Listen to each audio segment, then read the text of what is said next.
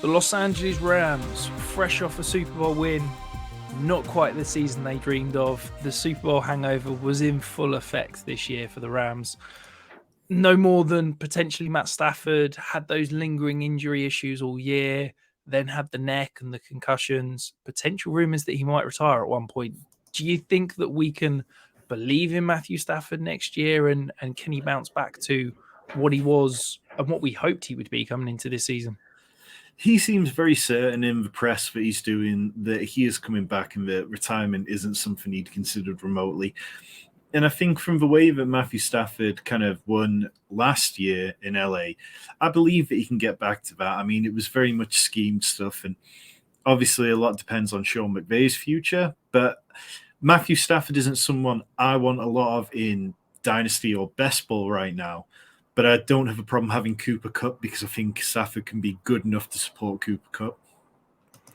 So Cooper Kupp, another fantastic season before the injury, was the wide receiver 2 in terms of points per game. Do you think that he's now potentially a value because the Justin Jefferson has gone mad? He's missed that time for injury potentially. People going to discount him because of that? I think so. We're in a startup at the minute, and he was somebody that I eventually traded up to take in the fourth round because he was still sat there at 4.7, and it just felt like I was still getting a discount, and I was ready to do that because we know his talent and ceiling is absolutely right up there at the top, and we've seen him on the sidelines in the last few weeks. He's been around the team. He seems really committed to the team and recovering, and I'm very much willing. I'll be drafting him inside the top 3 receivers next season without any questions. And then there was a lot of hype in the offseason coming in about Allen Robinson potentially getting back to his elite status, finally getting to play with a competent quarterback. This is probably the last season of his career, last season of certainly of his contract with the Rams. Do you think that there will be some fantasy value from Robinson, or do you think he's a guy that we can leave well alone? There were times where there seemed to be little rays of sunshine and little things that you could hang on to when it came to Allen Robinson. The team really wanted to use him a lot in the red zone. They really wanted to scheme him down there and use him kind of similar to how they used Odell Beckham last season.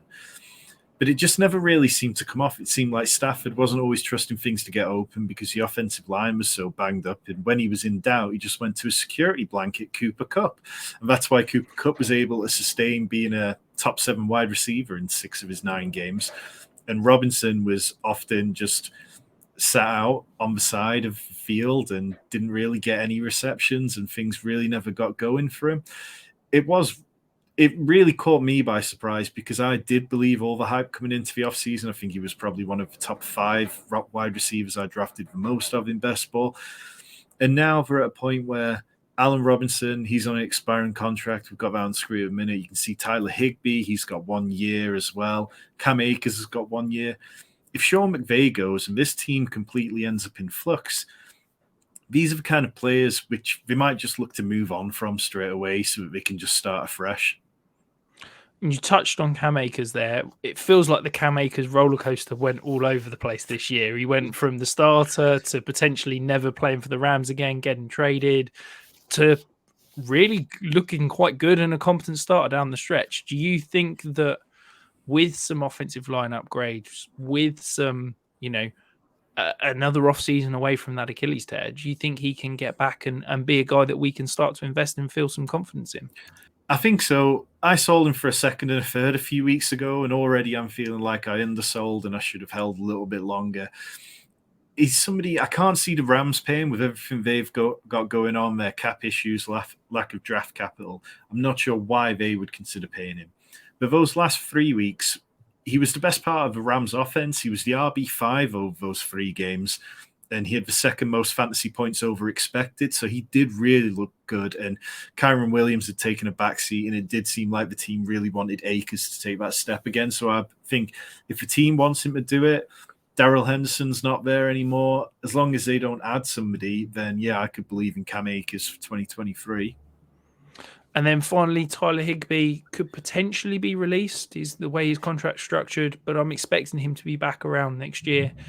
Feels unsexy, was the tight end 13 in points per game. Is he a guy that, if you go late tight end, could potentially be targeting?